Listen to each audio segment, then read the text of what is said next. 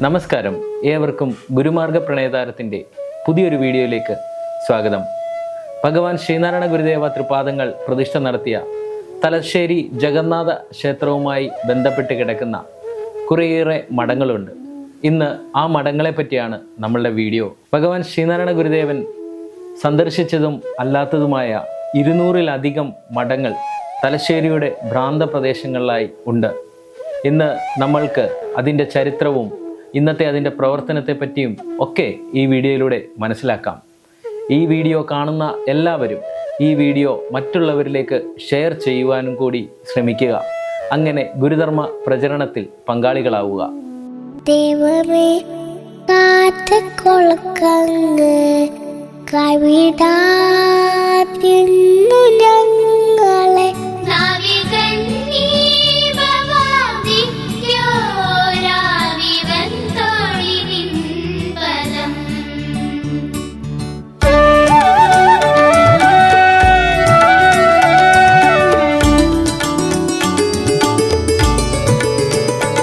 ദൈവമേ കാത്തുകൊള്ളങ്ങ് കൈവിടാതിരുന്നു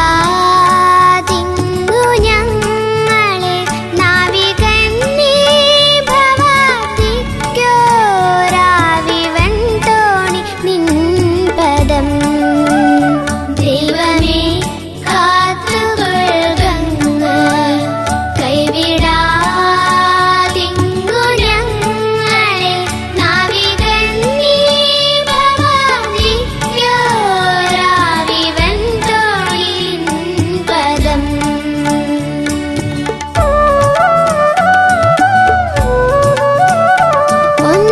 ഒന്നൊന്നായി എണ്ണി എണ്ണി തൊട്ടെണ്ണം പൊരുളൊടുങ്ങിയാൽ നിന്നിടും ദൃക്കുപോലുള്ളം നിന്നിലെ സ്പന്ദമാകണം.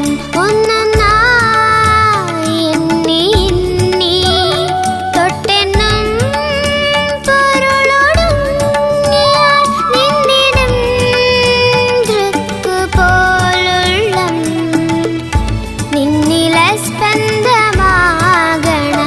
ദൈവമേ കാത്തുകൊള്ളങ്ങ് കൈവിടാതിരുന്നു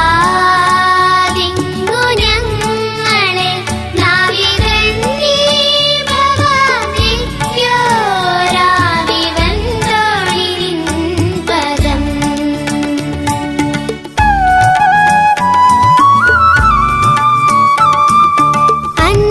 അന്നവസ്ത്രാദി മുട്ടാതെ തന്നു രക്ഷിച്ചു ഞങ്ങളെ. ധന്യരാക്കുന്ന നീയുന്നു തന്നെ ഞങ്ങൾക്കു തമ്പുരാൻ. അന്നവസ്ത്രാദി മുട്ടാതെ തന്നു രക്ഷിച്ചു ഞങ്ങളെ.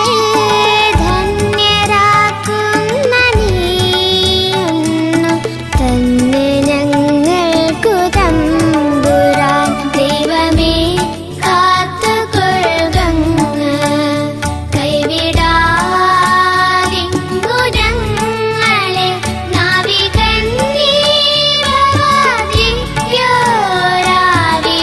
തോണി നിൻ പദം.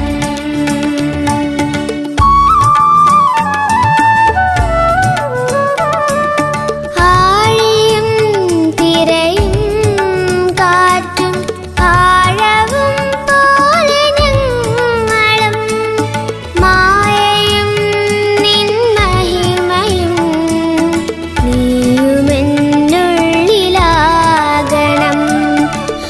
പ്രിയപ്പെട്ടവരെ, ഏവർക്കും ഗുരുപദം ടി വിയിലേക്ക് ഒരിക്കൽ കൂടി സുസ്വാഗതം. കഴിഞ്ഞ കുറേ നാളുകളായി ശ്രീനാരായണ പരമഹംസ മഹാഗുരുവിൻ്റെ പാദസ്പർശം കൊണ്ട് പവിത്രമായ പുണ്യഭൂമിയിലൂടെ നാം ഒരു യാത്ര നടത്തി വരികയാണ്. നിങ്ങളെല്ലാവരും നമ്മോടൊപ്പം നമ്മുടെ കൂടെ ഒരു യാത്രയിലാണ്. നമ്മൾ നിരവധി ക്ഷേത്രങ്ങൾ മറികടന്നു. മഹാഗുരു പ്രതിഷ്ഠിച്ച നിരവധി ക്ഷേത്ര ഭൂമികയിലൂടെ മഹാഗുരുവിൻ്റെ ശിഷ്യ പരമ്പരയിലൂടെ ഒക്കെ നമ്മൾ യാത്ര ചെയ്യുന്നുണ്ട്. ഇന്ന് നമ്മൾ എത്തി നിൽക്കുന്നത് അധികം അങ്ങനെ ആർക്കും ഒരു പോപ്പുലർ അല്ലാത്ത, പ്രത്യേകിച്ച് തെക്കൻ കേരളത്തിൽ ആർക്കും എന്താണ് വ്യവസ്ഥാപിതമായി നടക്കുന്നതെന്ന് കൃത്യമായ ഒരു പരിചയമില്ലാത്ത വളരെ വ്യത്യസ്തമായ ഒരു ശ്രീനാരായണ ധർമ്മസരണി നിങ്ങളെ നമ്മൾ പരിചയപ്പെടുത്തുകയാണ് നമ്മുടെ ഇന്നത്തെ ഈ ഒരു ഷെഡ്യൂളിലൂടെ. ഞങ്ങളിപ്പോൾ ഉള്ളത് കേരളത്തിൻ്റെ ഏറ്റവും വടക്കേ അറ്റത്തോട്ട് നമ്മൾ യാത്ര ചെയ്ത് നോർത്ത് കേരളത്തിൽ മലബാർ എന്ന ഒരു വലിയ ഒരു ഭൂവിഭാഗത്തിൻ്റെ ഏതാണ്ട് ഒരു ഹൃദയമായി സാംസ്കാരികമായും സാമൂഹികമായും രാഷ്ട്രീയമായും വിദ്യാഭ്യാസം കൊണ്ടുമെല്ലാം വളരെ കൾച്ചേർഡായിട്ടുള്ള സംസ്കാര സമ്പന്നമായ ഒരു ചൈതന്യ ഭൂമിയാണ് തലശ്ശേരി. നമുക്കറിയാം, തലശ്ശേരി ജഗന്നാഥ ക്ഷേത്രം 1908 ഫെബ്രുവരി മാസം 13-ാം തീയതി മഹാഗുരുവിൻ്റെ തൃക്കരങ്ങളാൽ പ്രതിഷ്ഠിതമായ തലശ്ശേരി ജഗന്നാഥ ക്ഷേത്രത്തിൻ്റെ സമീപത്തായിട്ട് അനവധി ശ്രീനാരായണ മഠങ്ങളുള്ളതായി ലേഖനങ്ങളിലൂടെയും പ്രഭാഷണങ്ങളിലൂടെയും നാം എല്ലാവരും കണ്ടിട്ടുണ്ട്. എന്നാൽ പൊതുവിൽ തെക്കൻ കേരളത്തിന് പുറത്തുള്ളവർ, ഇന്ത്യക്ക് പുറത്തുള്ള ശ്രീനാരായണ പ്രസ്ഥാനങ്ങളെല്ലാം ഈ ശ്രീനാരായണ മഠങ്ങൾ എന്ന ഒരു പേരിന് മാത്രമാണ് അവർക്ക് പരിചയമായിട്ടുള്ളത്. എന്താണ് ശ്രീനാരായണ മഠങ്ങൾ? എന്താണ് ഇവിടെ നടക്കുന്നത്? ഇതിൻ്റെ ഒരു പ്രവർത്തന രീതി എങ്ങനെയാണ്? തുടങ്ങിയ കാര്യങ്ങളെ സംബന്ധിച്ച് വ്യക്തിപരമായി ഈ അടുത്ത കാലം വരെ ഈ ഒരു പ്രോഗ്രാം അവതരിപ്പിക്കുന്ന എനിക്കും ഒരു ധാരണ ഉണ്ടായിരുന്നതല്ല. ചെറുപ്പം മുതൽ ശ്രീനാരായണ മഠങ്ങൾ എന്ന് വായിച്ചറിഞ്ഞിട്ടുണ്ട്. തലശ്ശേരി ജഗന്നാഥ ക്ഷേത്രത്തിൻ്റെ പ്രതിഷ്ഠയ്ക്ക് ശേഷം കൊറ്റിത്ത് രാവുണ്ണി വക്കീലിൻ്റെ മനസ്സിൽ ഉദിച്ചൊരു ആശയമാണ് ശ്രീനാരായണ മഠം. മൂർക്കോത്ത് കുമാരൻ മാഷ്, വറുതൂർക്കാണിയിൽ കുഞ്ഞിക്കണ്ണൻ അടക്കമുള്ള, നോക്കൂ, ആ സമയത്ത് ഇവിടെ ഉണ്ടായിരുന്ന റാവു ബഹാദൂർ, ഗോപാല മുൻസിപ്പ് അടക്കമുള്ള പ്രഗത്ഭന്മാരായിട്ടുള്ള തീയ പ്രമാണിമാരുടെ ബുദ്ധിയിൽ ഉദയം ചെയ്ത ഒരു വ്യവസ്ഥാപിതമായ സംഘടനാ സംവിധാനമാണ് ശ്രീനാരായണ മഠം. ഇത് ഞാൻ പറഞ്ഞതല്ല, നമുക്ക് ചരിത്രരേഖകളിൽ വായിച്ചെടുക്കുന്ന ഒരു വരിയാണ് ശ്രീനാരായണ മഠം. അത്തരത്തിലുള്ള ഒരു ശ്രീനാരായണ മഠത്തിലാണ് നാം ഇപ്പോൾ നിൽക്കുന്നത്. ഈ മഠത്തിൻ്റെ ഒരു പ്രത്യേകത, അത് പറയുന്നതിന് മുമ്പ് തലശ്ശേരി ജഗന്നാഥ ക്ഷേത്രത്തിനോട് അനുബന്ധമായി അതിൻ്റെ ഏതാണ്ടൊരു സ്പാൻ ഓഫ് ഏരിയ, നമുക്ക് ഇംഗ്ലീഷിൽ പറയാവുന്ന ഒരു ഏരിയയിൽ ഏതാണ്ട് 200-ലധികം, 220-ന് താഴെ, കൃത്യമായ ഒരു കണക്ക് നമ്മളത് നോക്കി തന്നെ പറയേണ്ടതുണ്ട്. എങ്കിലും ഓൾമോസ്റ്റ് ഒരു 200-ലധികം, ഒരു 220-ന് താഴെ ശ്രീനാരായണ മഠങ്ങൾ ഉണ്ട് എന്നാണ് ഒരു ഏകദേശ കണക്ക്. അതിൽ വളരെ കുറച്ച് മഠങ്ങൾ മാത്രമേ മഹാഗുരു നേരിട്ട് വന്നിട്ടുള്ളൂ. ഇപ്പോൾ നമ്മൾ ഇതിൻ്റെ ഒരു യാത്രയിൽ ഒരുപാട് മഠങ്ങൾ കണ്ടു. 1974 സ്ഥാപിച്ച മഠം നമ്മൾ കണ്ടു, 43 സ്ഥാപിച്ച മഠങ്ങൾ നമ്മൾ കണ്ടു. എന്നാൽ അതിനൊക്കെ മുമ്പ് മഹാഗുരു ഇവിടെ ഉള്ളപ്പോൾ സ്ഥാപിച്ച നിരവധി മഠങ്ങളുമുണ്ട്. ഇതിൽ ഏതാണ്ട് നമ്മളിപ്പോൾ മനസ്സിലാക്കുന്ന ഒരു ലിസ്റ്റ് അനുസരിച്ച് 7 മഠങ്ങളിലാണ് സാമുദ്രപാദങ്ങൾ വന്നിട്ടുള്ളത്. അതിൽ മഹാഗുരു വന്നിട്ടുള്ള, സാമുദ്രപാദങ്ങൾ വിശ്രമിച്ചിട്ടുള്ള, സാമുദ്രപാദങ്ങൾ ദിവ്യ സംസ്ഥാപനം ചെയ്തിട്ടുള്ള മഹാഗുരുവിൻ്റെ പാദസ്പർശം കൊണ്ട് പവിത്രമായ ഒരു ഭൂമിയാണ് നാം ഇപ്പോൾ നിൽക്കുന്ന ഈ സ്ഥലം. ഇതിൻ്റെ പേര് പൊന്നം വെസ്റ്റ് എന്നാണ്. പൊന്നം വെസ്റ്റ്. ഇവിടെ ഒരു മഠമുണ്ട്, ഗുരുചരണാലയം എന്ന് അവർ സ്നേഹത്തോടുകൂടി വിളിക്കുന്ന, ആദരവോടുകൂടി ഗുരുവിൻ്റെ പാദപൂജയായി അവർ സമർപ്പിച്ചിരിക്കുന്ന ഈ നാടിൻ്റെ ഒരു സമ്പത്താണ് ഈ ഒരു മഠം. ഈ മഠത്തിൻ്റെ കാഴ്ചകളാണ് നാം ഇപ്പോൾ വിവിധ ദൃശ്യങ്ങളിലൂടെ കണ്ടുകൊണ്ട് ഇരിക്കുന്നത്. നിങ്ങൾക്കറിയാം, തലശ്ശേരി ജഗന്നാഥ ക്ഷേത്ര സന്നിധിയിൽ ഒരു മണിക്കിണറുണ്ട്. നിങ്ങൾ തലശ്ശേരിയിൽ വന്നിട്ടുള്ള ആളുകൾ അത് കണ്ടിട്ടുണ്ട്. നമ്മുടെ ഈ വീഡിയോയിലൂടെയൊക്കെ തലശ്ശേരി കാണണമെന്നൊക്കെ പറഞ്ഞിട്ട് ഒരുപാട് ആളുകൾ നമ്മളെ പേഴ്സണലി വിളിച്ചിട്ടൊക്കെ ഉണ്ട്. അവരോടെല്ലാം നമ്മൾ പറയാറുണ്ട്, തലശ്ശേരി ചെല്ലുമ്പോൾ നിങ്ങൾ ആ മണിക്കിണർ കൂടി കാണണം. ഈ നാട്ടുകാരനായ മിടുക്കൻ ചാത്തൻ മേസ്ത്രി എന്ന് പറയുന്ന ഒരാൾ സ്വന്തം ചെലവിൽ നിർമ്മിച്ചു കൊടുത്തതാണ് ആ മണിക്കിണർ. ഈ മിടുക്കൻ എന്ന് പറയുന്നത് അവിടെ കുടുംബ പേരാണ്. ചാത്തൻ മേസ്ത്രി, അതായത് അന്ന് ഈ സൗത്തിൽ ഈഴവർ എന്നറിയപ്പെടുന്ന, നോർത്തിൽ തീരെന്നറിയപ്പെടുന്ന ഈ ഒരു അവർണ കാറ്റഗറിയിൽ അന്ന് പെടുത്തിയിരുന്ന സാമൂഹ്യ വ്യവസ്ഥയിൽ ഈ ജനതയിൽ സമ്പന്നന്മാർ ധാരാളം ഉണ്ടായിരുന്നു. പക്ഷെ അവരെ കോൺട്രാക്ടർ, മുതലാളി തുടങ്ങിയ പേരൊന്നും വിളിക്കുകയില്ല. മേസ്ത്രി എന്നൊക്കെയാണ് അന്നത്തെ ഒരു സാമൂഹികമായ സാഹചര്യത്തിൽ അവരെ വിളിക്കുന്ന പേര്. അപ്പോൾ ആ രീതിയിൽ അറിയപ്പെട്ടിരുന്ന പ്രഗത്ഭനും ധനാട്ടിനും നാട്ടുപ്രമാണിയുമായിരുന്ന മിടുക്കൻ ചാത്തൻ മേസ്ത്രിയാണ് ഈ മണിക്കിണർ ഗുരുവിനായി, അല്ലെങ്കിൽ ഗുരുവിന് പാത കാണിക്കായി തലശ്ശേരി ജഗന്നാഥന് നിർമ്മിച്ചു കൊടുത്തത്. ആ മിടുക്കൻ ചാത്തൻ മേസ്ത്രിയുടെ വീട്ടിൽ സ്വാമി എപ്പോഴൊക്കെ ഇവിടെ വരുമ്പോഴും, ഇപ്പോൾ സാമുദ്രപാദങ്ങൾ 1906 മുതൽ ഏതാണ്ട് ഒരു 24 വരെയുള്ള 10-18 വർഷം പലതവണയായി സാമുദ്രപാദങ്ങൾ ഇതുവഴി യാത്ര ചെയ്തിട്ടുണ്ട്. മലബാറിൻ്റെ മണ്ണിലൂടെ കടന്നു പോയിട്ടുണ്ട്. അതായത് കോഴിക്കോട് ശ്രീകണ്ഠേശ്വരവുമായി ബന്ധപ്പെട്ട്, തലശ്ശേരിയുമായി ബന്ധപ്പെട്ട്, കണ്ണൂർ സുന്ദരേശ്വരവുമായി ബന്ധപ്പെട്ട്, കുദ്രോലി ഗോകർണനാഥവുമായി ബന്ധപ്പെട്ടൊക്കെ നമുക്കിതിൻ്റെ ചരിത്രത്തിൽ വായിച്ചെടുക്കാവുന്നതാണ്. ഇതിൽ തലശ്ശേരിയിൽ വരുമ്പോൾ നിരന്തരമായി വറുതൂർക്കാണിയുടെ വീട്, മൂർക്കോത്തിൻ്റെ ഭവൻ ഒക്കെ ഗുരുവിൻ്റെ വിശ്രമ സങ്കേതങ്ങൾ നമുക്കറിയാം. പക്ഷേ ഈ പൊന്നം ഭാഗത്ത് വരുമ്പോൾ തൃപ്പാദങ്ങൾ നിരന്തരമായി താമസിക്കുന്ന ഒരു ഭവനമാണ് മിടുക്കൻ ചാത്തൻ മേസ്ട്രിയുടെ ഭവനം. ആ ഭവനത്തിൽ സന്ദർശനത്തിൻ്റെ ഭാഗമായി ഇവിടെ വന്നപ്പോൾ തൃപ്പാദങ്ങൾ ചൂണ്ടിക്കാട്ടി കൊടുത്ത സ്ഥലം. ഇപ്പോൾ ആശ്രമം എന്ന ആ കൃതിയിൽ ഗുരു തന്നെ പറയുന്നുണ്ട്, ഒരു മഹാപുരുഷൻ്റെ പാദസ്പർശമേറ്റമാണ്. അത് ഗുരു തീരുമാനിച്ചതാണ്. അങ്ങനെ തൃപ്പാദങ്ങൾ സ്ഥാനം നിർണയിച്ച ആ സ്ഥലത്താണ് ഈ മഠം ഉയർന്നിരിക്കുന്നത്. അപ്പോൾ ഈ മഠത്തിൻ്റെ കാഴ്ചകളാണ് നമ്മൾ കണ്ടുകൊണ്ടിരിക്കുന്നത്. ഈ തലശ്ശേരിയിലെ ശ്രീനാരായണ മഠങ്ങളെക്കുറിച്ച് പൊതുവിൽ പറയുന്നത്, ഈ മഠങ്ങൾ ഞാൻ നേരത്തെ പറഞ്ഞതുപോലെ കൊറ്റിത്ത് രാവണ്യ വക്കീലിൻ്റെ ഒരു പ്രാരംഭ ചിന്തയിൽ നിന്നും പിന്നീട് ഞാൻ നേരത്തെ പറഞ്ഞ പ്രഗത്ഭന്മാരായ തീയ പ്രമാണിമാരുടെ മനോമുകുരത്തിൽ തിരിഞ്ഞു വന്ന ആശയത്തെ അവർ ഫലഭൂഷ്ടമാക്കി പ്രാവർത്തികമാക്കിയതാണ് ഈ മഠങ്ങൾ. എല്ലാം അതിസമ്പന്നമായ സ്കൂളുകൾ നടത്തുന്ന വലിയ ഓഡിറ്റോറിയങ്ങളുള്ള, ഇപ്പോൾ നമ്മളുടെ ഈ വീഡിയോടൊപ്പം നിങ്ങൾ നിരന്തരം ഒരു അനവധി മഠത്തിൻ്റെ വീഡിയോകൾ നമ്മൾ കണ്ടുപോകുന്നുണ്ട്. ഇപ്പോൾ SNDP ശാഖായോഗങ്ങൾ എങ്ങനെയാണോ തെക്കൻ കേരളത്തിൽ ശക്തമായിരിക്കുന്നത്, അതിന് തുല്യമായി SNDP യോഗത്തിൻ്റെ സംഘടനാ സംവിധാനത്തിൻ്റെ കീഴിൽ അല്ല എന്നൊരു വ്യത്യാസമാണ് അതിനുള്ളത്. ഇതെല്ലാം തലശ്ശേരി ജഗന്നാഥ ക്ഷേത്രത്തെ ഒരു ആധ്യാത്മിക തലസ്ഥാനമാക്കി കണ്ടുകൊണ്ടാണ് ഈ മഠങ്ങളെല്ലാം തന്നെ പ്രവർത്തിക്കാറുള്ളത്.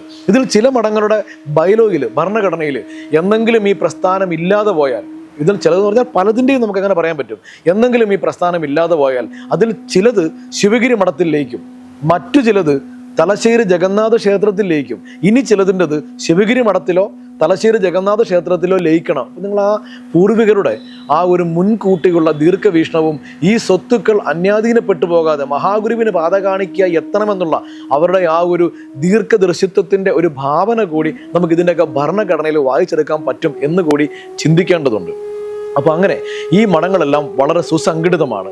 എല്ലാ മഠങ്ങളിലും കൃത്യമായി ഏതാണ്ട് ഇതിൻ്റെയൊക്കെ രൂപഘടന ഒന്ന് തന്നെയാണ്. ഒരു മണ്ഡപം നടുക്കുണ്ടാവും. ആ മണ്ഡപത്തിൽ ഗുരുവിൻ്റെ വിഗ്രഹമുള്ള സ്ഥലങ്ങളുണ്ട്, അതായത് പഞ്ചലോക വിഗ്രഹം, പ്രതിമയുള്ള സ്ഥലങ്ങളുണ്ട്, മഹാഗുരുവിൻ്റെ ചിത്രം വെച്ചിരിക്കുന്ന സ്ഥലങ്ങളുണ്ട്. ഇതിൻ്റെ എല്ലാം നമ്മളൊരു വ്യവസ്ഥാപിതമായ ക്ഷേത്രത്തിൻ്റെ പ്രാമാണികമായ പൗരാണികമായ രീതികളൊന്നുമല്ല. ഗുരുവിൻ്റെ ക്ഷേത്ര സങ്കല്പമുണ്ടല്ലോ, ആളുകൾക്ക് വരുവാനും ഇരിക്കുവാനും നല്ല കാര്യങ്ങൾ ചിന്തിക്കുവാനും നന്നായി സംസാരിക്കുവാനും പുതിയ കാര്യങ്ങൾ വിചാരം ചെയ്യുവാനുമുള്ള ദിവ്യ സങ്കേതങ്ങളാവണം നമ്മുടെ ക്ഷേത്രങ്ങൾ എന്ന് ഗുരു പറയുന്നുണ്ടല്ലോ. മറ്റൊരവസരത്തിൽ ഗുരു പറയുന്നുണ്ട്, കടവാവലിൻ്റെ ദുർഗന്ധം വമിച്ച ഇരുളടഞ്ഞ ക്ഷേത്രങ്ങളാവരുത് നമ്മുടെ ക്ഷേത്രങ്ങൾ.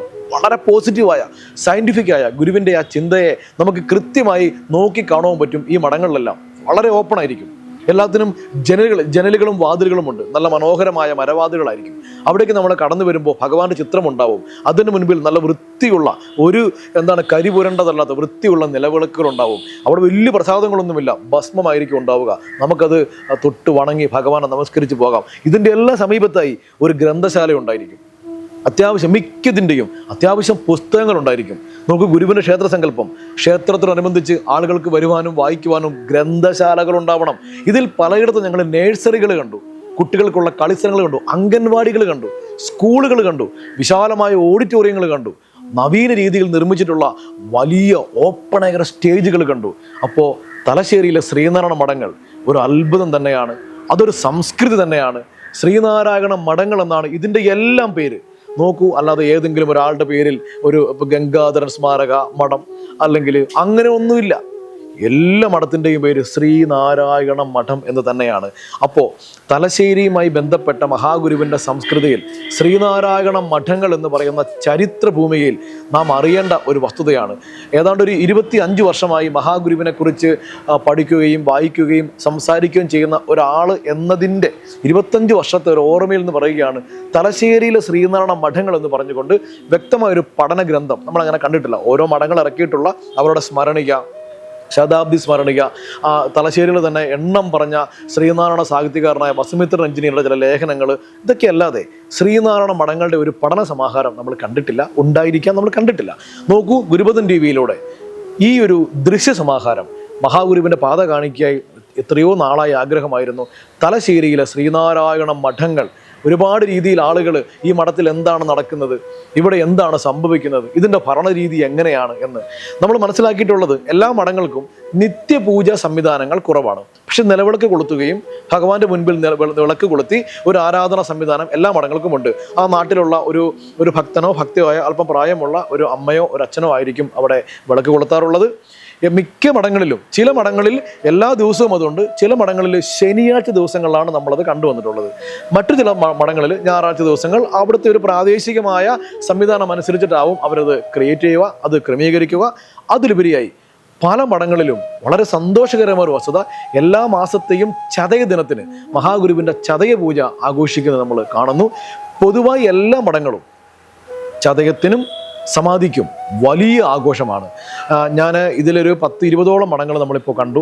എല്ലാവരോടും നമ്മൾ കൃത്യമായിട്ട് ചോദിച്ചു എന്തൊക്കെയാണ് ഇവിടുത്തെ പൂജകൾ, ചതയത്തിന് എത്ര പേര് വരും, സമാധിക്ക് എത്ര പേര് വരും. വളരെ കോൺഫിഡൻ്റ് ആയി അവർ പറയുന്നു മിനിമം 1500 പേരെങ്കിലും പങ്കെടുക്കുന്ന സമാധി പൂജകൾ, സമാധി ആചരണങ്ങൾ, ചതയ പൂജകൾ ഒക്കെയാണ് ഇവിടെ നടക്കുന്നത്. അപ്പോൾ നാം ഇതുവരെ കേട്ട ഒരു രീതിയല്ല തലശ്ശേരിയിലെ മഠങ്ങൾ. വെറുതെ പൂട്ടിക്കിടക്കുന്ന എന്തോ രാഷ്ട്രീയ പാർട്ടികൾ കൈയടക്കിയിട്ടുള്ള ഒരു സംവിധാനവുമല്ല. വളരെ വ്യവസ്ഥാപിതമായി ഗുരുവിൻ്റെ ആശയത്തെ, ഗുരുവിൻ്റെ ക്ഷേത്രചിന്തയെ, ഗുരുവിൻ്റെ ആരാധന ചിന്തയെ വളരെ ഓപ്പൺ ആയിട്ടുള്ള മനുഷ്യൻ്റെ ഉണർവിനെ കാണിക്കുന്നതാവണം ക്ഷേത്രം.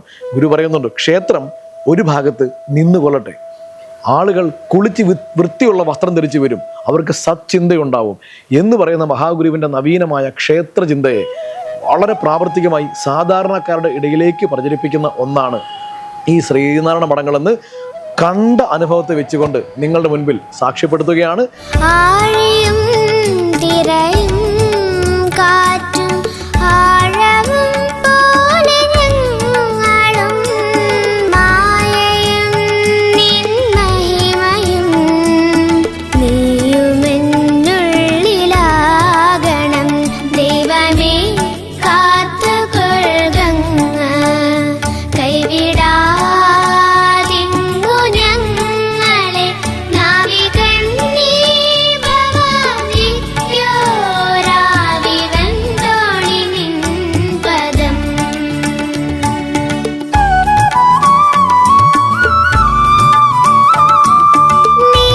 നീയല്ലോ സൃഷ്ടിയും സൃഷ്ടവായതും സൃഷ്ടിജാലവും നീയല്ലോ ദൈവമേ സൃഷ്ടിക്കുള്ള സാമഗ്രിയായതും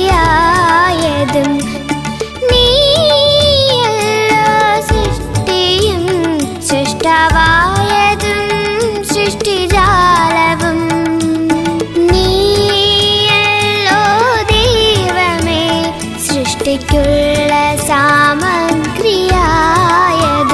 ദൈവമേ കാത്തുകൊള്ളുക കൈവിടാതിങ്ങു ഞങ്ങളെ നാവികൻ നീ ഭവാനിയോരാവിവൻ തോണി നിൻ പദം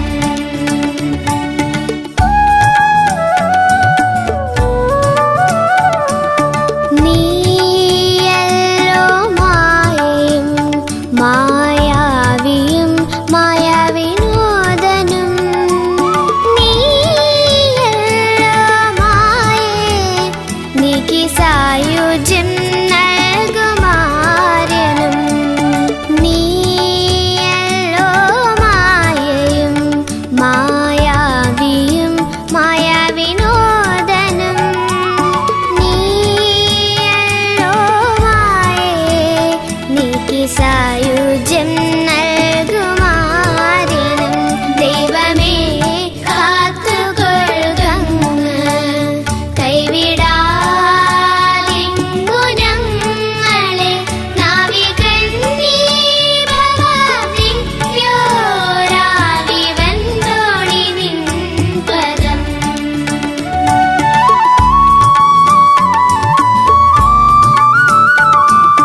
നീ സത്യം ജ്ഞാനമാനന്ദം നീ തന്നെ വർത്തമാനവും ഭൂതവും ഭാവിയും വേറെല്ലോതും മൊഴിയുമോർക്കിൽ നീ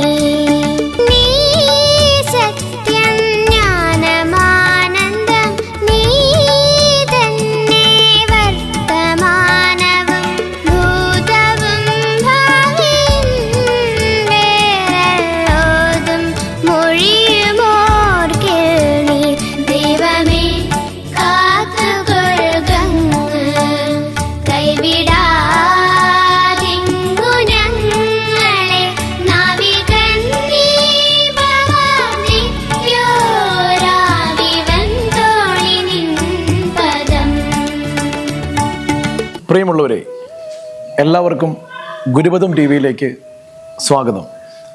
കഴിഞ്ഞ കുറേ നാളുകളായി ഗുരുമാർഗ പ്രണയതാരം എന്ന ഒരു തിരുനാമധേയത്തിൽ ശ്രീനാരായണ പരമഹംസ മഹാഗുരുവിൻ്റെ തൃപ്പാദങ്ങൾ, ആ പാദകമലങ്ങൾ പതിഞ്ഞ മണ്ണിലൂടെ നാം ഇങ്ങനെ യാത്ര ചെയ്ത് വരികയാണ്. അതിൻ്റെ ഭാഗമായി മഹാഗുരുവിൻ്റെ തൃക്കരങ്ങളാൽ പ്രതിഷ്ഠിതമായ നിരവധി ക്ഷേത്രങ്ങൾ നമ്മൾ കണ്ടു. മഹാഗുരുവിൻ്റെ തപോവന ഭൂമികളുടെ വിവിധ സ്ഥലങ്ങൾ നമ്മൾ കണ്ടു. എന്നാൽ മഹാഗുരുവിൻ്റെ ആ ഒരു ചരിത്ര ഭൂമികയിൽ അധികം അങ്ങനെ ശ്രദ്ധിക്കപ്പെടാതെ പോയിട്ടുള്ള എന്ന് പറഞ്ഞാൽ വടക്കൻ കേരളത്തിൽ വലിയ പ്രചാരമുള്ളതാണെങ്കിലും തെക്കൻ കേരളത്തിന് പുറത്തുള്ള മറ്റ് പ്രസ്ഥാനങ്ങളുമൊക്കെയായി നമ്മളൊന്ന് കമ്പയർ ചെയ്യുമ്പോൾ ഏറ്റവും പഴക്കമുള്ള, വലിയ ചരിത്ര പിൻബലമുള്ള, ആധ്യാത്മികമായ വലിയൊരു തരംഗമുള്ള ഒരു പ്രസ്ഥാനമുണ്ട് വടക്കേ മലബാറിൽ. ഞാൻ പറഞ്ഞു വരുന്നത് തലശ്ശേരി ജഗന്നാഥ ക്ഷേത്രത്തെക്കുറിച്ച് അല്ല. അത് മഹാഗുരുവിൻ്റെ തൃക്കരങ്ങളാൽ പ്രതിഷ്ഠിതമായ 1908 ഭഗവാൻ ഇവിടെ തൃക്കരങ്ങൾ കൊണ്ട് പ്രതിഷ്ഠിച്ച് മലബാറിൻ്റെ വലിയൊരു ഇതിഹാസമായ ചരിത്രത്തെ മാറ്റിമറിച്ച, ഒരു സാംസ്കാരിക ഭൂമികയാക്കി ഈ മണ്ണിനെ ആകെ മാറ്റിമറിച്ച ജഗന്നാഥ ക്ഷേത്രത്തിൻ്റെ പ്രതിഷ്ഠയ്ക്ക് ശേഷം ഇവിടെ മറ്റൊരു ശ്രീനാരായണ സംസ്കൃതി ഉയർന്നു വന്നിട്ടുണ്ട്. അതിൻ്റെ പേരാണ് ശ്രീനാരായണ മഠങ്ങൾ. മഹാഗുരുവിനെ ഇവിടേക്ക് ക്ഷണിച്ചുകൊണ്ട് വരുമ്പോൾ ഇവിടുത്തെ തെയ്യപ്രമാണിമാരായ നിരവധി ആളുകളുണ്ട്. വറുതൂർക്കാണെ കുഞ്ഞിക്കണ്ണൻ മുതൽ അല്ലെങ്കിൽ മുറുക്കോത്ത് കുമാരൻ മാഷ് മുതൽ അങ്ങനെ വരുമ്പോൾ അതിൽ പ്രധാനിയായ ഒരാളായി ചരിത്രത്തിൽ നാം വായിക്കുന്നതാണ് കൊറ്റത്ത് രാവുണ്ണി വക്കീൽ. കൊറ്റത്ത് രാവുണ്ണി വക്കീലിൻ്റെ അദ്ദേഹം തലശ്ശേരി മുനിസിപ്പൽ ചെയർമാൻ വരെ ആയിട്ടിരുന്നിട്ടുള്ള വലിയ ചരിത്ര ദൗത്യം നിർവഹിച്ചിട്ടുള്ള ഒരു പുണ്യ മഹാഗുരുവിൻ്റെ ഗൃഹസ്ഥ ശിഷ്യനാണ്. രാവുണ്ണി വക്കീലിൻ്റെ ചിന്താധാരയിൽ ഉയർന്നു വന്ന ഒരു സംജ്ഞയായിരുന്നു, ഒരു ചിന്താ മണ്ഡലമായിരുന്നു ശ്രീനാരായണ മഠങ്ങൾ. ഈ തലശ്ശേരി ജഗന്നാഥ ക്ഷേത്രത്തിൻ്റെ വളർച്ചയ്ക്കും വികാസത്തിനും സഹായകമായ രീതിയിൽ ജഗന്നാഥ ക്ഷേത്രത്തിന് ചുറ്റുമായി തീയ ജനതയെ സംഘടിപ്പിച്ചുകൊണ്ട് ക്ഷേത്രത്തിലോട്ട് ഇളനീർക്കാവ് പോവുകയും ക്ഷേത്രത്തിന് മറ്റ് സഹായങ്ങൾ ചെയ്യുകയുമൊക്കെയായിട്ടുള്ള ഒരു പ്രസ്ഥാനമായിട്ടാണ്, ഒരു ചെറിയ സംരംഭമായിട്ടാണ്, കൂട്ടായ്മയായിട്ടാണ് ഈ ശ്രീനാരായണ മഠങ്ങൾ വളർന്ന് വന്നിട്ടുള്ളത്. ഏതാണ്ട് 220 ശ്രീനാരായണ മഠങ്ങൾ ഇവിടെ ഉണ്ട് എന്നാണ് ഒരു ഏകദേശ അതിൻ്റെ ഒരു കണക്ക്. 7 മഠങ്ങളിൽ ശ്രീനാരായണ പരമഹംസ ഭഗവാൻ നേരിട്ട് വന്നിട്ടുമുണ്ട്. നാം ഇപ്പോൾ നിൽക്കുന്ന ഈ മഠമാണ് ഇവിടെ സ്ഥാപിക്കപ്പെട്ടിട്ടുള്ള ശ്രീനാരായണ മഠങ്ങളിൽ ഒന്നാമത്തെ മഠം. 1098 എന്നാണ് ചരിത്ര രേഖകളിൽ അത് രേഖപ്പെടുത്തിയിരിക്കുന്നത്. ഇംഗ്ലീഷ് മാസം നമ്മൾ കണക്കിൽ എടുക്കുമ്പോൾ 1922 ഈ മഠം ഇവിടെ സ്ഥാപിക്കപ്പെട്ടു. 23 കൂടി ഇതിൻ്റെ പ്രവർത്തനങ്ങൾ ആരംഭിച്ചു എന്ന് മനസ്സിലാക്കാം.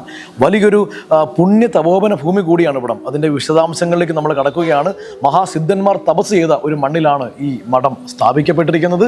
ഈ മഠത്തെ സംബന്ധിച്ചും ഇതിൻ്റെ ചരിത്രത്തെ സംബന്ധിച്ചും മഹാഗുരു ഇവിടെ വന്നതിനെ സംബന്ധിച്ചും ഈ തലശ്ശേരിയുടെ മുഖച്ഛായ തന്നെ മാറ്റിയിട്ടുള്ള ശ്രീനാരായണ മഠങ്ങളുടെ ഇതിഹാസ ചരിത്രത്തിലേക്ക് നമുക്കിന്ന് വെളിച്ചം വീശിക്കൊണ്ട് അറിവുകൾ പകർന്നു തരുന്നത് നമ്മൾക്കൊരു അതിഥി ഇന്നുണ്ട്. വസുമിത്രൻ എഞ്ചിനീയർ എന്ന പേരായ വടക്കേ മലബാറിൻ്റെ ശ്രീനാരായണ ദാർശനിക ചരിത്രത്തിൻ്റെ ഇതിഹാസമായ ജീവിച്ചിരിക്കുന്ന ഒരു എൻസൈക്ലോപീഡിയ എന്ന് നമുക്ക് വിശേഷിപ്പിക്കാവുന്ന, 1 മണിക്കൂർ സാറുമായി സംസാരിച്ചാൽ 1 വർഷം പ്രഭാഷണം ചെയ്യുവാൻ നമുക്ക് വിവരങ്ങൾ തരുന്ന അത്രയും വലിയൊരു അറിവിൻ്റെ നിർവ്വടമാണ്. ഇതിലൊക്കെ ഉപരിയായി മഹാഗുരുവിൻ്റെ അവസാനത്തെ സന്യസ്ത ശിഷ്യൻ ആനന്ദതീർത്ഥ സ്വാമിയുടെ ശിഷ്യനായിരുന്നു സാറ്. അപ്പം അങ്ങനെ ഒരുപാട് പ്രത്യേകതകളുണ്ട്. ഇപ്പോൾ ആനന്ദതീർത്ഥ സ്വാമിയുടെ സമാധിയുള്ള പയ്യന്നൂരിലെ ആനന്ദാശ്രമത്തിൻ്റെ ചുമതലക്കാരൻ കൂടെ സാറിൻ്റെ നിയന്ത്രണത്തിലാണ് ആ പ്രവർത്തനങ്ങൾ പോകുന്നത്. വടക്കേ മലബാറിൻ്റെ ചരിത്രം സാറിന് ഹൃദിസ്ഥമാണ്. ഈ മഠത്തെക്കുറിച്ചും ഇതിൻ്റെ ഇതര സാഹചര്യത്തെക്കുറിച്ചും സാറിൻ്റെ വാക്കുകൾ നമുക്ക് ശ്രവിക്കാം. സാറേ നമസ്കാരം, ഗുരുപദം ടി വിയിലേക്ക് സ്വാഗതം. സന്നിഹിതരായ ഏവർക്കും നമോഭാഗം അർപ്പിക്കുകയാണ്. പ്രത്യേകിച്ച് ഗുരുപഥം ടി വിയുമായി ബന്ധപ്പെട്ട് ഇവിടെ എത്തിച്ചേർന്ന ബിപിൻ ഷാ, അനീഷ്, ശ്രീജിത്ത് എന്നിവർക്ക് പ്രത്യേകം ഈ മഠത്തിൻ്റെ അനുമോദനങ്ങൾ അറിയിക്കുകയാണ്. നമുക്കറിയാം, ഭഗവാൻ ശ്രീനാരായണ ഗുരുസ്വാമി തൃപാദങ്ങൾ വർക്കലയിൽ ശാരദാംബയെ പ്രതിഷ്ഠിച്ചത് 1912 ഒരു വർക്കല ശിവഗിരിയുമായി ബന്ധപ്പെട്ട സമയത്ത് തന്നെ തൻ്റെ ആസ്ഥാനം ശിവഗിരിയായിരിക്കണമെന്നും അവിടെ അറിവിൻ്റെ ദേവതയായ ശാരദയെ പ്രതിഷ്ഠിക്കണമെന്നും ആദ്യമേ മനസ്സിൽ ഉറപ്പിച്ചിരുന്നതായി നമുക്ക് ചരിത്രം പരിശോധിക്കുമ്പോൾ മനസ്സിലാക്കാൻ സാധിക്കും. അറിവിൻ്റെ ദേവതയായ ശാരദയെ പ്രതിഷ്ഠിച്ചും കൊണ്ട് ഗുരുദേവൻ മഠം എന്ന ഒരു സങ്കല്പത്തിന് തുടക്കം കുറിക്കുകയാണ്. ശാരദാ മഠം. ആ ശാരദാ മഠം 1912 പരമഗുരു പ്രതിഷ്ഠിച്ചതോടുകൂടി വടക്കേ മലബാറിലെ ഗുരുവിൻ്റെ ജ്ഞാനസമ്പന്നരായ ശിഷ്യ സഞ്ചയം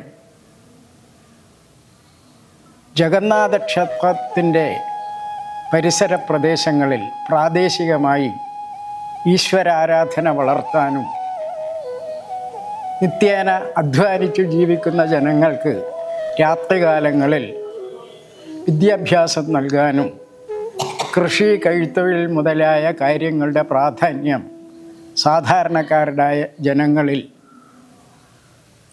മനസ്സിലാക്കി കൊടുക്കാനും വേണ്ടിയാണ് ഇത്തരത്തിലുള്ള ഒരു മഠങ്ങൾ എന്ന സങ്കല്പത്തിന് അന്നതിന് നേതൃത്വം കൊടുത്തിരുന്ന ഗുരുവിൻ്റെ ഗൃഹസ്ഥ ശിഷ്യരിൽ അഗ്രഗണ്യ സ്ഥാനത്ത് വിരാജിച്ചിരുന്ന 2 മഹാത്മാക്കളാണ് കുറ്റ്യത്ത് രാമുണ്ണി വക്കീലും അദ്ദേഹത്തിൻ്റെ മകൻ കുറ്റ്യത്ത് കൃഷ്ണൻ വക്കീലും. നിങ്ങൾക്കറിയാം, ജഗന്നാഥ ക്ഷേത്രം സ്ഥാപിച്ചിട്ട് 1908 ശാരദയെ പ്രതിഷ്ഠിച്ചിട്ടും 14 വർഷം പിന്നിട്ടതിന് ശേഷമാണ് വടക്കേ മലബാറിൽ ആദ്യത്തെ ശ്രീനാരായണ മഠം രൂപം കൊള്ളുന്നത്. ഈ മഠത്തിന് ജീവാത്മാവും പരമാത്മാവുമായി വർത്തിച്ച മഹാവ്യക്തിത്വം കുറ്റ്യത്ത് കൃഷ്ണൻ വക്കീൽ അവർകളാണ്. 1997 ഈ മഠത്തിൻ്റെ പ്രവൃത്തി ആരംഭിച്ച് 1998 ഒരു കൊല്ലം കൊണ്ട് തന്നെ ഈ പ്രദേശത്തെ പൂർവികന്മാർ ഇത് നാടിന് സമർപ്പിക്കുകയാണ് ചെയ്തത്. അന്ന് ജഗന്നാഥ ക്ഷേത്രത്തിൻ്റെ എല്ലാവിധ ഉത്സവങ്ങൾ ഗംഭീരമാക്കാനും മറ്റ് സാംസ്കാരിക കർമ്മങ്ങൾക്കുമൊക്കെ നേതൃത്വം കൊടുക്കാൻ പ്രാദേശിക മഠങ്ങൾ വളരെയധികം ഉപയോഗിച്ചിരുന്നു. മറ്റൊരു പ്രധാന കാരണം, ഈ മഠങ്ങളുടെയെല്ലാം ഒരു ചരിത്രം പരിശോധിക്കുമ്പോൾ ജഗന്നാഥന് ഇളനീർ അഭിഷേകം നടത്തുക എന്നൊരു കർമ്മം ക്ഷേത്രത്തിൻ്റെ ഉൽപ്പത്തി കാലം മുതൽ തന്നെ ആരംഭിച്ചിരുന്നു. നാട്ടിൻ്റെ നാനാഭാഗങ്ങളിൽ നിന്നും ഇളനീർക്കാവുകൾ കൊണ്ടുവന്ന് ജഗന്നാഥന് സമർപ്പിക്കുന്ന ഇളനീരാട്ട മഹോത്സവം ക്ഷേത്ര മഹോത്സവം പോലെ തന്നെ വളരെ പ്രാധാന്യമുള്ള ഒരു ഉത്സവമായി തന്നെ ഇവിടെ ക്ഷേത്രാരംഭം മുതൽ നടത്തിയിരുന്നു. മറ്റൊരു കാര്യം, ഗുരുദേവൻ്റെ തൃക്കരങ്ങളാൽ നേരിട്ട് ഗുരുദേവൻ തലശ്ശേരിയിൽ എഴുന്നള്ളി 4ാമത്തെ ഉത്സവത്തിന് 1912 ഇളനീരാട്ട മഹോത്സവം തൻ്റെ തൃക്കൈകൾ കൊണ്ട് നിർവഹിച്ച ശിവലിംഗമാണ് ജഗന്നാഥ ക്ഷേത്രത്തിലേത്. അതെവിടെയുമില്ലാതെ ഒരു പുണ്യമാണ്. ജഗന്നാഥമൂർത്തിക്ക് നേരിട്ട് ഭഗവാൻ എഴുന്നള്ളി ഇവിടെ അഭിഷേകം നടത്തിയ മഹാക്ഷേത്രം കൂടിയാണ്. അങ്ങനെ ജ്ഞാനസമ്പന്നരായ ശിഷ്യഗണങ്ങൾ തലശ്ശേരിയിൽ മഠങ്ങൾക്ക് രൂപം കൊടുക്കുകയാണ്. ഈ മഠത്തിന് രൂപം കൊടുത്തത് നേരത്തെ സൂചിപ്പിച്ചതുപോലെ കുറ്റ്യത്ത് കൃഷ്ണൻ വക്കീൽ അവർകളാണ്. മറ്റൊരു പ്രത്യേകത, ആ മഹാൻ തന്നെയാണ് ഈ മഠം ഉദ്ഘാടനം ചെയ്തതും. ചരിത്രത്തിൻ്റെ അവിസ്മരണീയമായ ഒരു നിമിഷമാണത്. ഒരു കൊല്ലം കൊണ്ട് മഠത്തിൻ്റെ പ്രവൃത്തി പൂർത്തീകരിച്ച ഈ മഠം അന്നത്തെ ജ്ഞാനോദയോഗം പ്രസിഡൻറ്റും ഗുരുദേവൻ്റെ ഗൃഹസ്ഥ ശിഷ്യനും നിരവധി SNDP യോഗി സമ്മേളനങ്ങളിൽ അധ്യക്ഷം വഹിച്ച മഹാനും ഗുരുദേവന് ശിവഗിരി മഠത്തിന് വേണ്ടുന്ന ഉപദേശ നിർദ്ദേശങ്ങൾ കൊടുത്ത മഹാനായ വക്കീൽ നിയമജ്ഞനായിരുന്നു കുറ്റ്യത്ത് കൃഷ്ണൻ വക്കീൽ. ആ കൃഷ്ണൻ വക്കീലിൻ്റെ നേതൃത്വത്തിലാണ് ഈ മഹാമന്ദിരം ഇവിടെ പണിതത്. ഈ മഠത്തിൻ്റെ ഉൽപ്പത്തിയെപ്പറ്റി പറയുമ്പോൾ അതിനെപ്പറ്റി വളരെ ആധികാരികമായി ചരിത്രരേഖകളിൽ കാണുന്നത് പുന്നോലിൽ ദാമോദരപ്പണിക്കർ എന്ന ഒരു മഹാൻ ജീവിച്ചിരുന്നു. അദ്ദേഹം ഈ മഠത്തിന് തൊട്ടടുത്തുള്ള ആളാണ്. എൻ്റെ ഓർമ്മ വെച്ച നാൾ മുതൽ ഇവിടെ നടക്കുന്ന ഏത് സാംസ്കാരിക സമ്മേളനത്തിലും അദ്ദേഹം സ്ഥിരാധ്യക്ഷനാണ്. അദ്ദേഹത്തിൻ്റെ ജീവിതാന്ത്യം വരെ ഇവിടെ ഏത് സാംസ്കാരിക പ്രവർത്തനങ്ങൾ നടന്നിരുന്നെങ്കിലും അതിൽ അദ്ദേഹമായിരുന്നു അധ്യക്ഷം വഹിച്ചിരുന്നത്. ആ മഹാനും അദ്ദേഹത്തിൻ്റെ അച്ഛൻ രാമൻകുട്ടി ഗുരുക്കൾ എന്ന് പറയുന്ന പണ്ഡിതൻ, ബ്രണ്ണൻ കോളേജിലെ മുൻഷിയായിരുന്ന ചന്തു മുൻഷി തുടങ്ങിയ മഹാപ്രതിഭകൾ ഈ മഠത്തിനെ നയിച്ച ധീരന്മാരായിരുന്നു. ആ സാംസ്കാരിക പൈതൃകമുള്ളത് കൊണ്ടാണ് ദിഗ്ധനാട്യം എന്ന ഒരു പദം ഈ മഠത്തിലേക്ക് കടന്നു വരുന്നവരെ സ്വീകരിക്കാനുള്ള ഒരു വാക്കാണ് അവർ കണ്ടുപിടിച്ചത്, ദിഗ്ധനാട്യം. അതിൻ്റെ അർത്ഥം പരൽ സമ്പ്രദായം എന്ന് പറയുന്ന ഒരു കണക്ക് വെച്ചാൽ അതിൻ്റെ അർത്ഥം 1098 എന്നാണ് അതിൻ്റെ അർത്ഥം. ദിഗ്ധനാട്യം എന്ന് പറഞ്ഞാൽ 1098. മറ്റൊരർത്ഥത്തിൽ പറഞ്ഞാൽ ദേശത്തിലെ ദൃക്കിൻ്റെ ധനത്താൽ നിർമ്മിച്ച ആലയം എന്നുള്ളതാണ് ദിഗ്ധനാട്യം എന്ന് പറഞ്ഞാൽ അതിനർത്ഥം. അപ്പോൾ പറഞ്ഞു വന്നത്, ഈ മഠത്തിൻ്റെ ചരിത്രം നമ്മളുടെ ഈ 100-200 ശ്രീനാരായണ മഠങ്ങളുടെ പിതൃസ്ഥാനം പുന്നോൾ ശ്രീനാരായണ മഠത്തിനാണ്. ശതാബ്ദി പിന്നിട്ട ആദ്യത്തെ മഠം പുന്നോൾ ശ്രീനാരായണ മഠമാണ്. ഈ വർഷം ഒരു മഠവും കൂടിയും ശതാബ്ദിയിലെത്തിയിരിക്കുകയാണ്, പൊന്നം ഗുരു ചരണാലയം. ആ പേര് തന്നെ നിങ്ങൾ ശ്രദ്ധിക്കണം, പണ്ടുള്ളവർ ഇടുന്ന പേര്. ഗുരുവിൻ്റെ ചരണങ്ങൾ പതിഞ്ഞ സ്ഥലമാണത്, ശ്രീനാരായണ ഗുരുചരണാലയം മഠം. ആ മഠത്തിൽ ഇന്നലെ ഗുരുവധം ടി വിക്കാർ പോയി കാണുമെന്ന് ഞാൻ കരുതുന്നു. അതിൻ്റെ ശതാബ്ദി ആഘോഷങ്ങളാണ്. കഴിഞ്ഞ ദിവസങ്ങൾക്ക് മുമ്പ് അവിടെ ശതാബ്ദി ആഘോഷങ്ങൾക്കുള്ള ഒരുക്കങ്ങൾ ചെയ്തു കഴിഞ്ഞു. ഈ മഠം അന്ന് മുതൽ ഈ മഠം ഇതിൻ്റെ ചരിത്രപരമായിട്ടുള്ള വസ്തുതകളെപ്പറ്റി പറഞ്ഞാൽ, ഭഗവാൻ നാരായണ ഗുരുസ്വാമി തൃപ്പാദങ്ങൾ ജഗന്നാഥനെ പ്രതിഷ്ഠിച്ചതോടുകൂടി ഇടയ്ക്കിടയ്ക്ക് തലശ്ശേരിയിൽ എഴുന്നള്ളാറുണ്ട്. അക്കൂട്ടത്തിൽ ഒരു ദിവസം പുന്നോൽ പ്രദേശത്തെ പൗരമുഖ്യന്മാരായിട്ടുള്ളവർ ഭഗവാനെ ഇതിനടുത്തുള്ള പുതുക്കൈ കണാരൻ എന്ന് പറയുന്ന പൗരപ്രധാനിയുടെ വീട്ടിലേക്ക് കൂട്ടിക്കൊണ്ടുപോവുകയാണ്. ആ വഴി ഇതന്ന് റോഡല്ല, ഇടവഴിയാണ്. ആ ഇടവഴിയിൽ കൂടെ സഞ്ചരിച്ചു കൊണ്ടിരുന്ന ആ ശ്രീനാരായണ പരമാത്മാവ് ഈ സ്ഥാനത്ത് അല്പനേരം നിന്ന് ശിഷ്യഗണങ്ങളോടായി പറഞ്ഞു, കൈവിരൽ ചൂണ്ടിക്കൊണ്ട് പറഞ്ഞു, ഇത് സിദ്ധന്മാർ തപസ് ചെയ്ത സ്ഥലമാണ്, ഭജനമഠം കൊള്ളാം എന്ന് പറഞ്ഞുകൊണ്ട് പുതുക്കൈ കണാരൻ്റെ വീട്ടിലേക്ക് യാത്രയാവുകയാണ്. പുതുക്കൈ കണാരൻ്റെ വീട് ഇതിൻ്റെ പിന്നിലാണ്. പുതുക്കൈ കണാരൻ്റെ വീട്ടിലേക്ക് പോകാനുള്ള കാരണം, മാറാവ്യാധിയുമായി വിഷമിച്ചു കൊണ്ടിരിക്കുന്ന ഒരു സാധു മനുഷ്യന് ഒരു നിർവൃതി ഏകാൻ വേണ്ടിയാണ് ഭഗവാൻ അവിടെ എഴുന്നള്ളിയത്. അത് ചരിത്രം പറയുന്നത്, ഗുരുവിൻ്റെ പാദസ്പർശം അവിടെ ഏറ്റതോടുകൂടി അദ്ദേഹത്തിൻ്റെ രോഗമൊക്കെ മാറി ആ കുടുംബം വളരെ ഉന്മേഷവന്മാരായി കഴിഞ്ഞു എന്നുള്ളതാണ് ചരിത്രം. ആ ചരിത്രങ്ങളൊക്കെ ധാരാളം ഗുരുവിൻ്റെ ജീവിതത്തിൽ നാം മനസ്സിലാക്കാറുണ്ടല്ലോ. ഇതൊന്നും ഗുരുവിൻ്റെ അത്ഭുത സിദ്ധികളല്ല, ഗുരുവിൻ്റെ സന്മാർഗനിഷ്ഠയാണ് ഗുരുവിൻ്റെ ഏറ്റവും വലിയ ജീവിതശുദ്ധി. ആ ജീവിതശുദ്ധി കൊണ്ടാണ് ഗുരുദേവൻ മരുത്വാമലയിലെ കഠിനമായ തപസ്സിൽ നിന്നും ആർജിച്ച ആ സിദ്ധി വൈശിഷ്ട്യങ്ങൾ കൊണ്ടാണ് ഭഗവാൻ ഈ പാവപ്പെട്ടവരുടെ മാറാവ്യാധികളൊക്കെ മാറ്റി ഒരു പരമഗുരുവായി വാഴ്ത്തപ്പെട്ടത്. ആശാൻ പറഞ്ഞില്ലേ, അരായുഗിൽ അന്ധത്വമൊഴിച്ചാതിമഹസ്സിൻ നേരാം വഴി കാട്ടും ഗുരുവല്ലോ പരദൈവം. ആ മഹാനായ കുമാരനാശാനാണ് 1905 തലശ്ശേരിയുടെ മണ്ണിൽ വന്ന് ഗുരുവിൻ്റെ മഹത്തായ ചിന്താധാരകളെപ്പറ്റി ഈ പ്രദേശത്തുള്ളവരെ ബോധവൽക്കരിച്ചത്. അങ്ങനെ ഗുരുദേവൻ ഈശ്വരാരാധനയോടൊപ്പം അറിവിൻ്റെ മേഖലയിലേക്ക് മനുഷ്യനെ വളർത്താനുള്ള ആ മനോഹരമായ ഒരു സങ്കല്പം എന്ന നിലയിലാണ് ക്ഷേത്രങ്ങളെയും ഇത്തരം മഠങ്ങളെയും ഒക്കെ കണ്ടിരുന്നത്. ശാരദയുടെ ആ മനോഹരമായ ക്ഷേത്രസങ്കല്പമുണ്ടല്ലോ, ആ ക്ഷേത്രസങ്കല്പം അന്യാദൃശമാണ്. ഇന്നും ലോകം എത്തിപ്പെടാൻ ഇനിയും നാളുകൾ എടുക്കുന്ന ഗുരുവിൻ്റെ ആ ജ്ഞാനദൃഷ്ടി, ഗുരുവിൻ്റെ ആ സാങ്കേതിക ചിന്തയുടെ മുമ്പിൽ ലോകം ഉയരാൻ എന്നും ആണ്ടുകൾ നാം പിന്നിടേണ്ടി. ആ മഹത്തായ ചിന്താധാരയെ അനുകരിച്ചും കൊണ്ട് ഈ പ്രദേശത്തെ ശ്രീനാരായണ ഗുരുദേവൻ്റെ വിശിഷ്യ ശിഷ്യന്മാരുടെ ആത്മാർത്ഥമായ പ്രയത്നം കൊണ്ടാണ് ഇത്തരത്തിലുള്ള ഈ മഠങ്ങളൊക്കെ ഈ പ്രദേശത്ത് ഉയരാനുള്ള കാരണം. നിങ്ങൾക്കറിയാം, ഗുരുവിൻ്റെ ജീവിതത്തിലെ അനർഘ നിമിഷങ്ങൾക്ക് പലപ്പോഴും സാക്ഷ്യം വഹിച്ച നിരവധി സന്യസ്ത ശിഷ്യന്മാർ ജീവിച്ച സ്ഥലമാണ് തലശ്ശേരി. ഗുരുവിൻ്റെ ഏറ്റവും വലിയ പണ്ഡിത ശ്രേഷ്ഠനായ ആത്മാനന്ദ സ്വാമികൾ ജീവിച്ച നാടാണ്.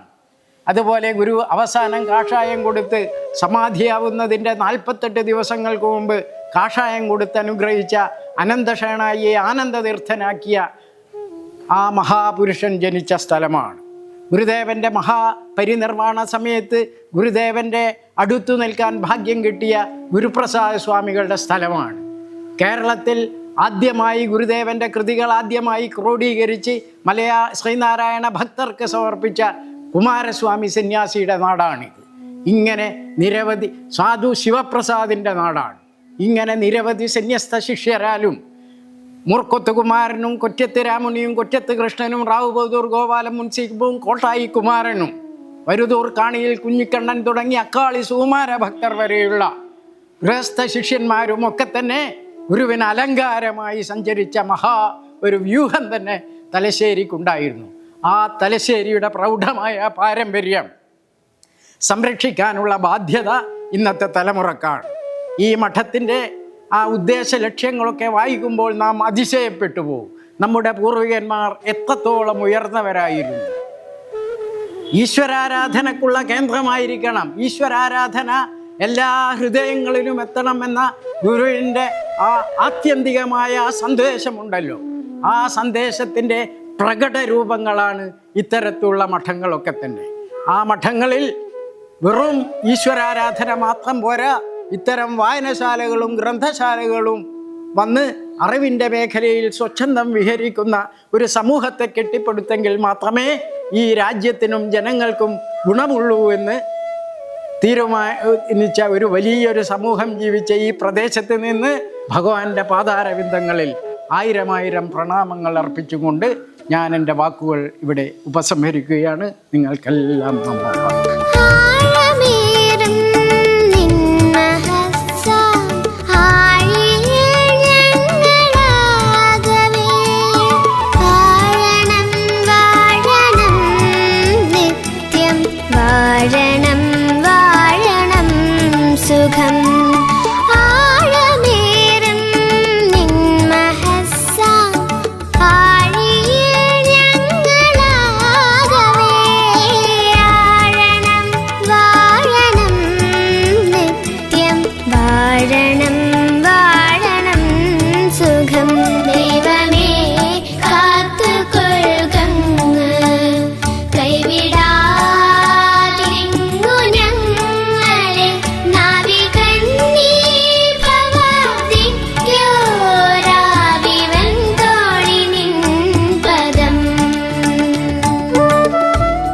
അപ്പോൾ ശ്രീനാരായണ മഠങ്ങൾ എന്ന് പറയുന്ന തലശ്ശേരിയിലെ മാത്രം സ്വകാര്യ സംസ്കൃതിയായ ശ്രീനാരായണ സമൂഹത്തിൻ്റെ അഭിമാനമായ ഈ മഠങ്ങളെക്കുറിച്ചിട്ടുള്ള ഈ ഒരു ദൃശ്യ സമാഹാരം ശ്രീനാരായണ ഭക്ത സമൂഹത്തിൻ്റെ മുൻപിൽ മഹാഗുരുവിനെക്കുറിച്ച് പഠിക്കുന്ന, മഹാഗുരുവിനെക്കുറിച്ച് വായിക്കുന്ന ശ്രീനാരായണ സമൂഹത്തിൻ്റെ മുൻപിൽ ഒരു പാത കാണിക്കുകയായി ഈ വീഡിയോ നിങ്ങൾക്കായി സമർപ്പിക്കുന്നു.